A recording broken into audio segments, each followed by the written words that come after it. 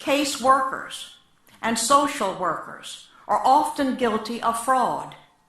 They withhold and destroy evidence, and they seek wrongly to terminate parental rights while being protected by state immunity. There is a huge bureaucracy made up of judges, court-appointed attorneys, guardian ad litems, social workers, state employees, court investigators, therapists, psychologists, psychiatrists, foster parents, adoptive parents, and on, who are looking to the children in state care for their job security. Judges have control over private living arrangements and income of 48.3 million Americans. The United States Census Bureau reported in 2002 that $40 billion in transfer payments were made between households of custody parents and other parents. That money, $40 billion, is under the direction and control of family court judges in environments covered with confidentiality laws that protect the wrong people. Fathers are victims of this unjust system. Child support payments, even without having visits with their children, are choking the very life out of fathers.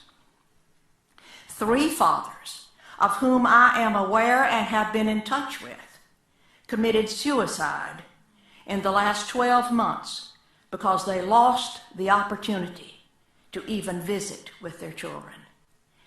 These are crimes against humanity for financial gain.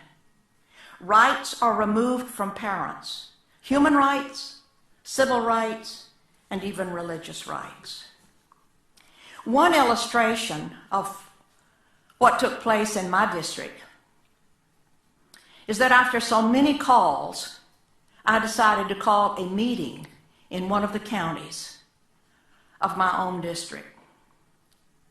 I personally called 37 families that had been in touch with me who had all lost their children, grandchildren. I had them meet me in the library one Saturday morning. We started at 9 o'clock and we ended at 9 o'clock. We had 50 families standing outside the door that could not get in. We didn't have time to talk with them. There was incredible anguish and profound suffering from these families. Some children had been taken off the school bus, taken out of the hospitals, or taken out of their homes in the middle of the night, and even worse. It was just an incredible ordeal. These parents, trapped in the system, become like refugees. They're dazed and glazed and have no one of whom to turn. They do not know what to do, and the loss of their children is devastating. After having worked in this arena for several years, I do not believe that a single child comes out whole after having been in this system. Many foster children make up the homeless population of today. I introduced legislation, Senate Bill 415, in my last session. A substitute bill was written at the last minute by the chairman of the Judicial Committee. All the strong points of my bill had been compromised. I was told, accept it, Senator.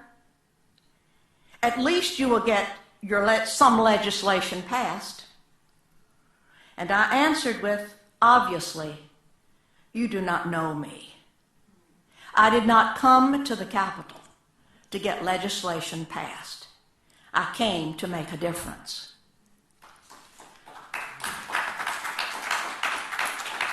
What can be done? An independent audit should be called on every state of all Child Protective Services departments.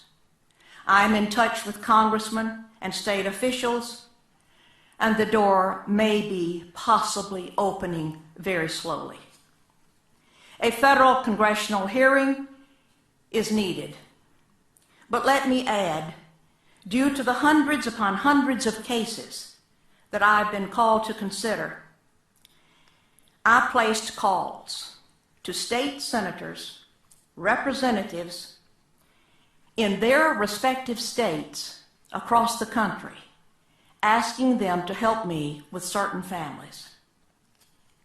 And I was told, if I help that family, or if I help you, I will lose my job. Remove, abolish the federal and state financial incentives, and those are taxpayer dollars.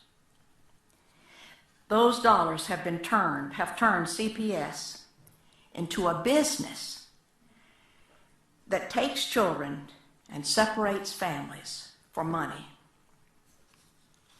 Open family court. Remove the confidentiality laws. Give parents their rights verbally and in writing. I even feel that to terminate the rights of parents, the case should be heard before a jury. Family rights and parents' rights must be protected. We do not need more influence like the UN's Convention on the Rights of the Child. It's anti-parent, anti-child, and anti-common sense for the family. There has to be perseverance for any great reform, and great reform is needed in this area. As Charles Spurgeon put it, how do you tame a lion that is well fed? First, he must be brought down. Second, his stomach must be lowered. How do you tame Child Protective Services? It may be only by closing it completely and starting over at the beginning with pro-family values. In closing, let me remind you that there is case law from state appellate and federal district courts and up to the United States Supreme Court, all of which affirm the constitutionality of the rights of parents to actually be parents to their children. There's biblical law too. It goes like this: speak up for those who can't speak for themselves, and for the rights of all who are destitute. Speak up and judge fairly. Defend the rights of the poor and the needy. Thank you.